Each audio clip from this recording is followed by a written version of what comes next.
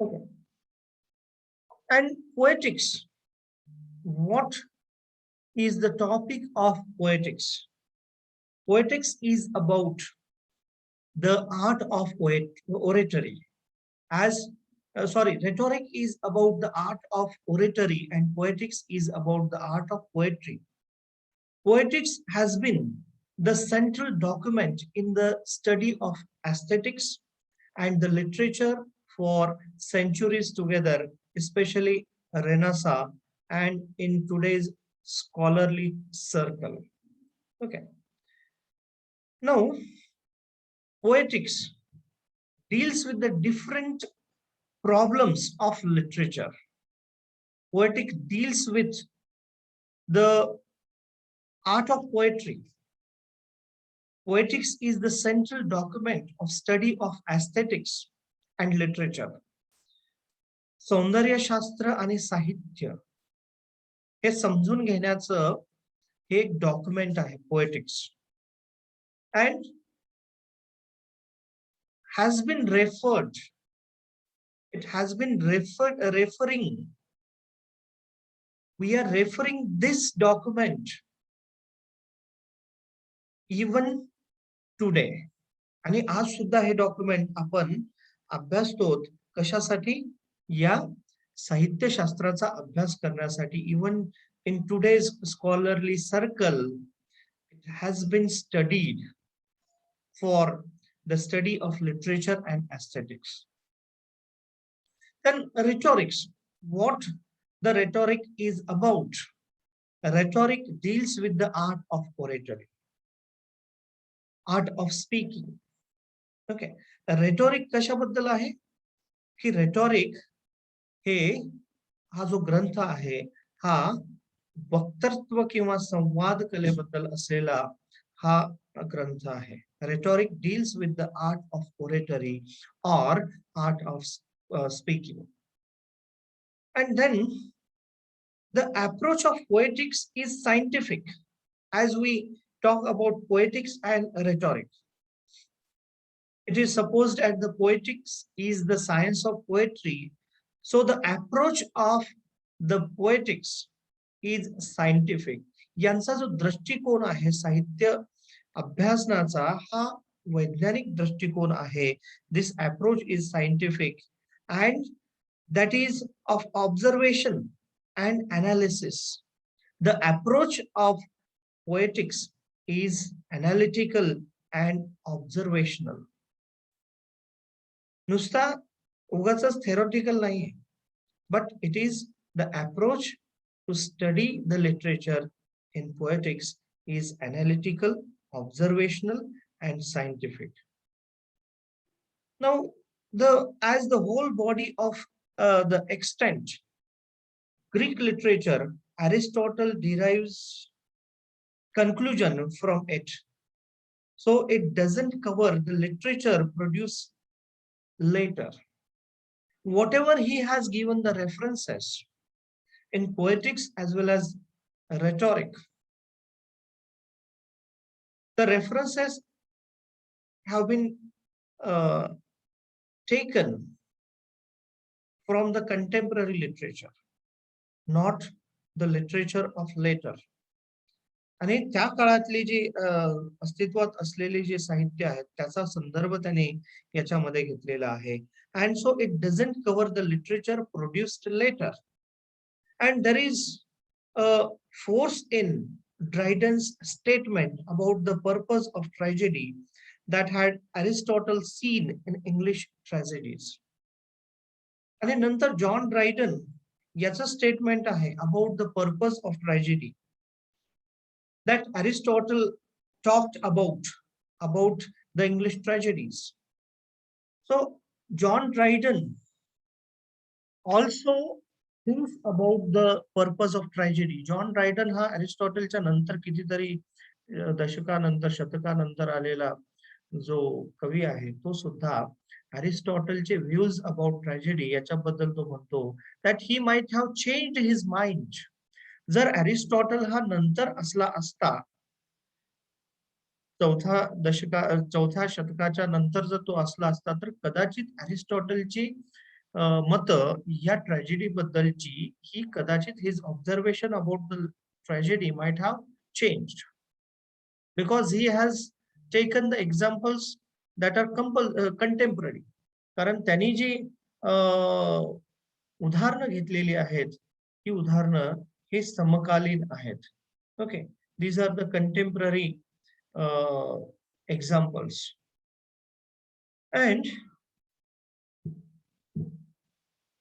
Aristotle talks about nature and purpose of poetry. What is the nature and what is the purpose of poetry? He talks about nature and the purpose of poetry in rhetorics as well as poetics. साहित्याचं स्वरूप काय आहे? साहित्य हे कशाबद्दल आहे असावं आणि साहित्याचा उद्देश काय आहे, what is the purpose, um काय आहे, ऑब्जेक्टिव्ह काय आहे, याच्याबद्दल सुद्धा तो या ग्रंथामध्ये सांगतो. And he talks about the principle of poetic art. What are the principles of poetic art? की याची मूलतत्व काय असावीत, प्रिन्सिपल्स काय असावीत साहित्याची, याच्याबद्दल सुद्धा तो या ग्रंथामध्ये सांगतो. And that his conclusion in the poetics is deeply rooted in Greek literature. His observations about the literature are deeply rooted in Greek literature. आणि त्यांनी जी काय ऑब्झर्वेशन्स केलेले आहेत त्या काळात उपलब्ध असलेलं जे काही ग्रीक साहित्य आहे याला अनुसरून त्यांचं ऑब्झर्वेशन आहे. And his observations and conclusions on nature of poetry and drama are applicable and true even today as they were in his own days. आणि म्हणून अरिस्टॉटलची जी मतं आहेत त्याचं जे ऑब्झर्वेशन आहे त्यांनी सांगितले जे प्रिन्सिपल्स आहेत, तत्व आहेत लिटरेचरच्या बाबतीत, ते आजही आपल्याला जशाला तसे साहित्याला लागू पडतात असं वाटतं. And that the poetry and drama, these are the genres, poetry as well as drama as well as epic. His observations are applicable to the poetry, drama as well as epic or any genre of literature. And the purpose of his writing, poetics and the rhetoric was to sort out the principles from established practice which can make a good poet and good orator. So what are the principles that is from the established practice?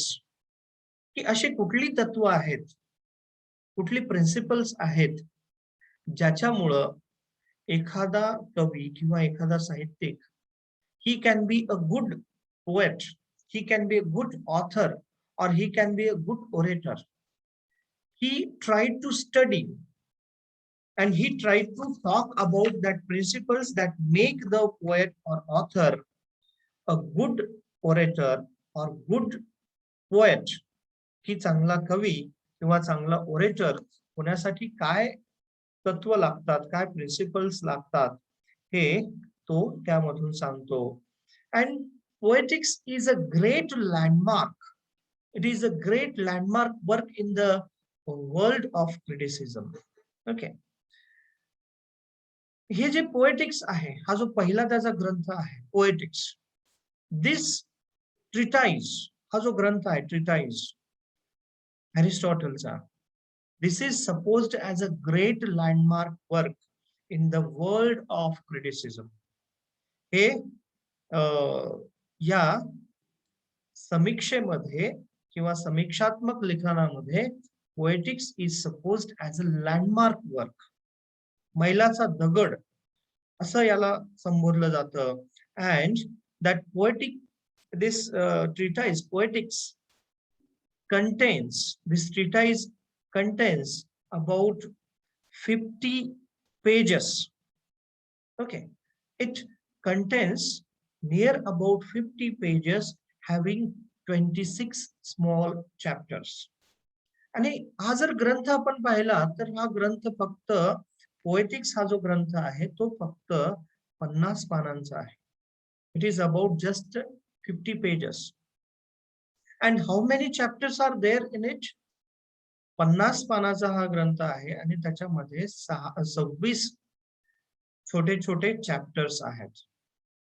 And that Aristotle has written this poetics, and it is believed that it had second part which is lost.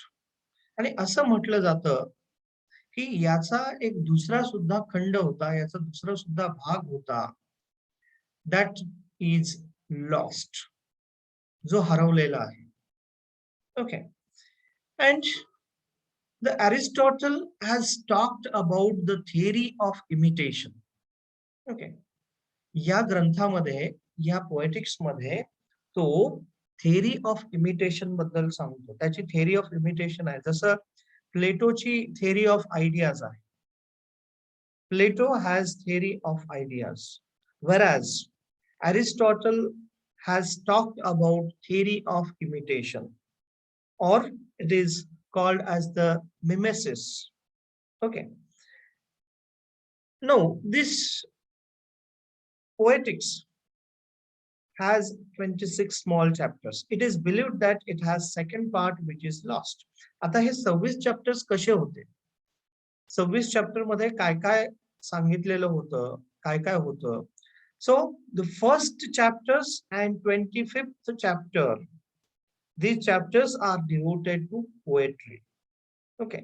साहित्यावर, विशेषतः काव्यावर हे पहिले 4 chapter 26 पैकी, आणि 25वा chapter हा फक्त साहित्य, विशेषतः काव्य याच्याशी संबंधित होते. 5th chapter of poetics is devoted to comedy, tragedy and epic. याच्यातला 5वा chapter, 5th chapter in poetics. This chapter is devoted to what? कशाला हा समर्पित आहे? This is devoted to comedy, tragedy and epic. And the next 14 chapters are devoted exclusively to tragedy. Okay. 6व्या chapter नंतरचे पुढचे 14 chapters जे आहेत, okay, 7व्या पासून पुढे 14 जे चॅप्टर्स आहेत हे फक्त आणि फक्त exclusively these chapters are devoted to tragedy. हे फक्त ट्रॅजेडीशी संबंधित आहेत. and next 3 chapters are devoted to poetics. आणि त्यानंतरचे 2 चॅप्टर्स जे आहेत ते पोएटिक, एपिक पोएट्री किंवा एपिक पोएट्री या साहित्य प्रकाराबद्दल असलेली ही 2 चॅप्टर्स आहेत. Last chapter means 26th chapter. Last chapter deals with the comparison between epic poetry and tragedy. आणि शेवटचा जो चॅप्टर आहे तो चॅप्टर ही तुलनेचा आहे. There is a comparison between epic poetry as well as tragedy. Tragedy आणि epic poetry याचं comparison आपल्याला पाहायला मिळतं शेवटच्या चॅप्टर मध्ये. Okay. Now what was the main concern of poetics? And Aristotle's main concern appears to be the tragedy, which in his days was considered as the most developed form of poetry. आता आपण जर पाहिलं की आपण याचं जे chapter scheme 26 small चॅप्टरची जेव्हा chapter scheme पाहिली तेव्हा 6व्या चॅप्टर पासून पुढचे 14 चॅप्टर हे कशाला समर्पित होते? म्हणजे 26 पैकी 14 चॅप्टर्स हे फक्त आणि फक्त ट्रॅजेडीला अनुसरून होते. याचा अर्थ काय आहे? It means that his main concern was tragedy. त्यांचा जो फोकस आहे तो इतरांपेक्षा पोएट्री किंवा ट्रॅजेडी किंवा कॉमेडी किंवा एपिक पोएट्री या सगळ्या याच्यामध्ये ट्रॅजेडीला जास्त त्यांनी जास्त फोकस केलेलं आहे. He talked, his main concern is about tragedy. And why it was his main concern? की याच्यावर त्यांनी का फोकस केलं, की ट्रॅजेडीवर त्यांनी का फोकस केलं, तर he supposed as he thought as tragedy is the most developed form of poetry. Tragedy हे सगळ्यात विकसित काव्य प्रकार आहे असं त्यांना वाटत होतं. And that poetry, comedy and epic was also discussed. आणि त्याच्यामध्ये त्यांनी इतर काव्य प्रकार, पोएट्री असेल, कॉमेडी असेल, एपिक, हे सुद्धा काय केलेलं आहे, त्यांनी अभ्यासलेलं आहे या साहित्य प्रकारामध्ये. Now he has talked about the theory of imitation or the mimesis. की त्याने theory of imitation किंवा mimesis हे काय आहे? What is it? Theory of imitation किंवा theory of mimesis हे काय आहे? की त्याने याच्यावर सांगितलेलं आहे. Now that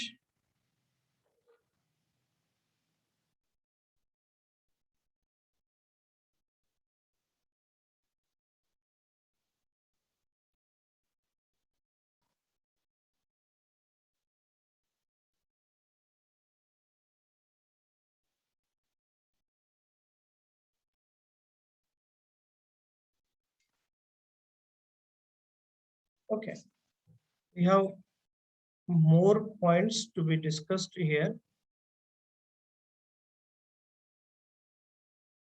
Okay, what is Aristotle's theory of imitation?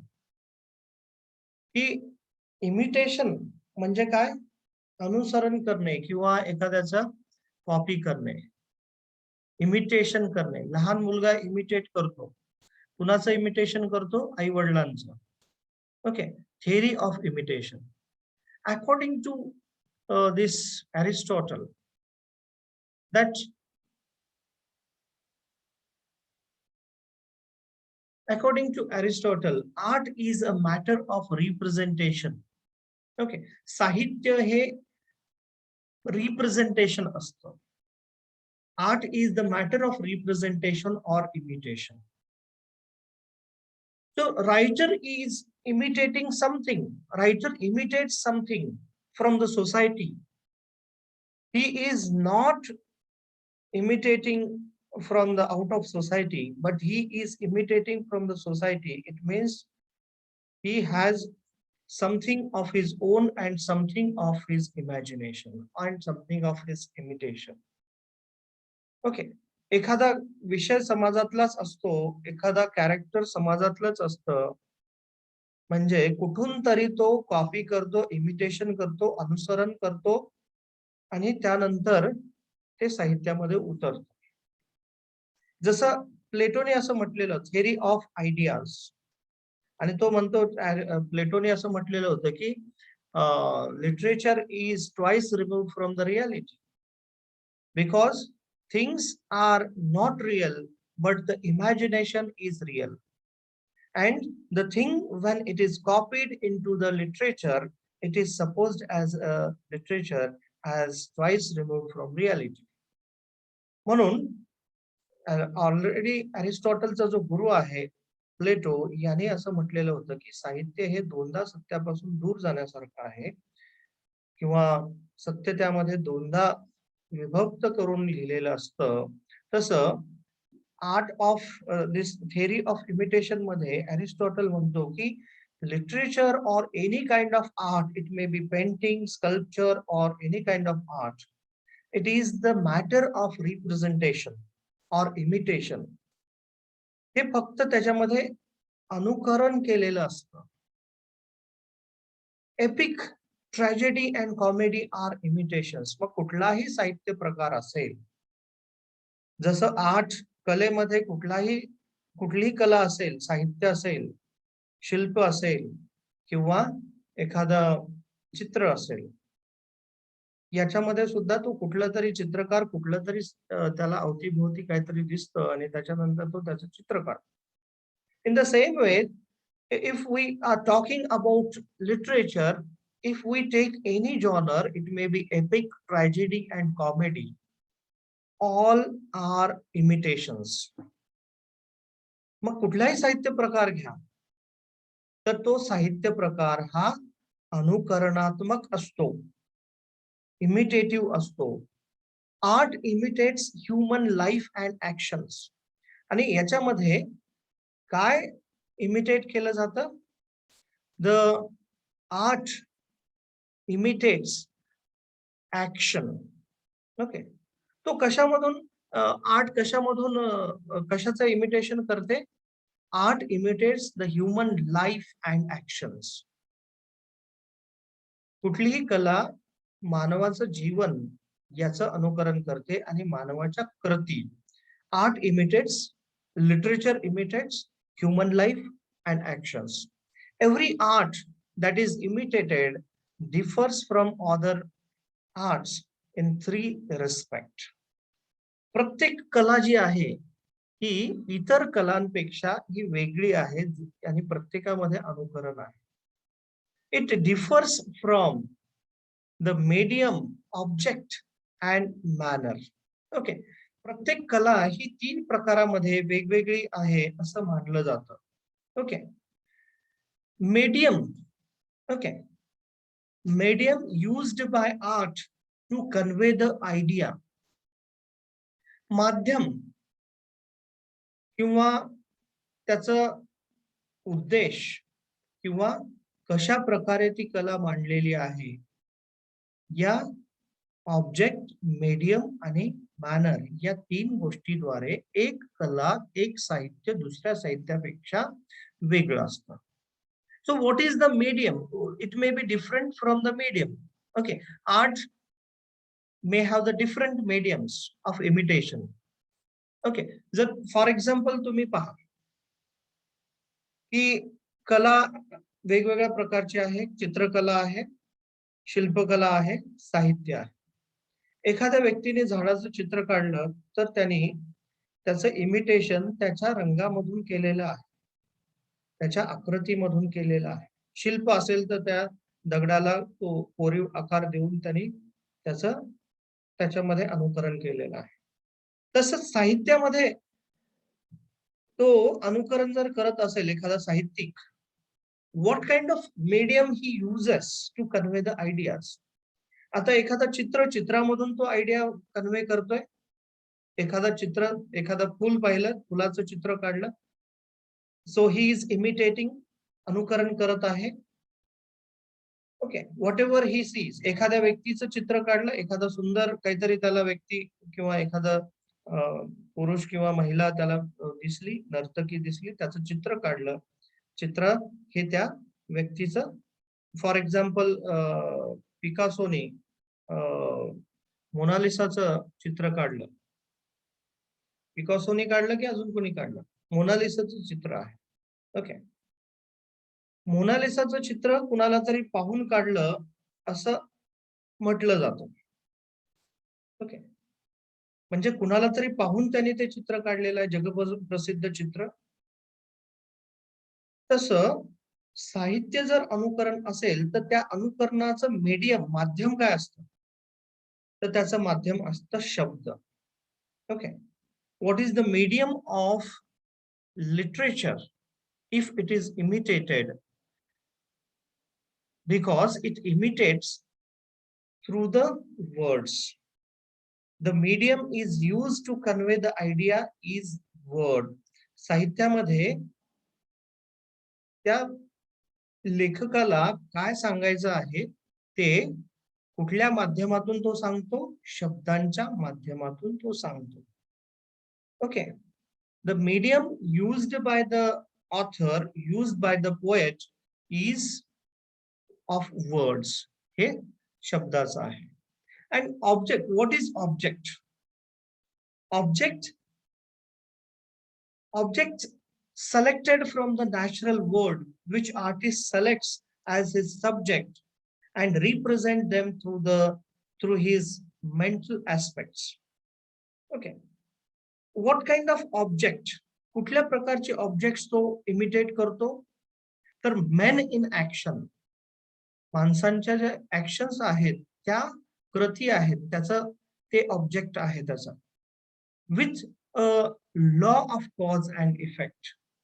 मग एखाद्या गोष्टीला law and effect, cause of law and effect, law of cause and effect, एखाद्या गोष्टीला काहीतरी कारण असतं आणि त्याचा परिणाम नंतर असतो. या कारण मीमांसा त्याच्यामध्ये असते आणि तो एक ऑब्जेक्ट असतो. त्या ऑब्जेक्टला तो इमिटेट करतो. Specially that object is main in action. आणि ज्या पद्धतीने त्याला इमिटेट केलेलं आहे ते आहे manner. That is the manner. Manner of imitation, कशा पद्धतीनं त्याने इमिटेट केलेलं आहे, कशा पद्धतीनं त्याला अनुकरण केलेलं आहे. That manner of imitation refers to vast scene और spectacle that is represented before audience. Okay. Manner is the mode of imitation that is different from other art. Okay. कशा पद्धतीने त्याला रिप्रेझेंट केलेलं आहे, what kind of scene, what kind of spectacle that is represented before the audience. कशा पद्धतीने त्या audience पुढं, प्रेक्षकांपुढं किंवा वाचकांपुढं ते साहित्य किंवा ती कला ठेवलेली आहे, ते झालं मॅनर.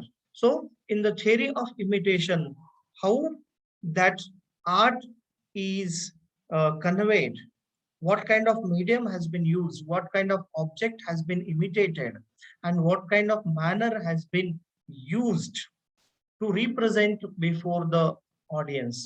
या सर्व गोष्टी आपण theory of imitation मध्ये पाहतो. ओके, वेळ संपत आलेला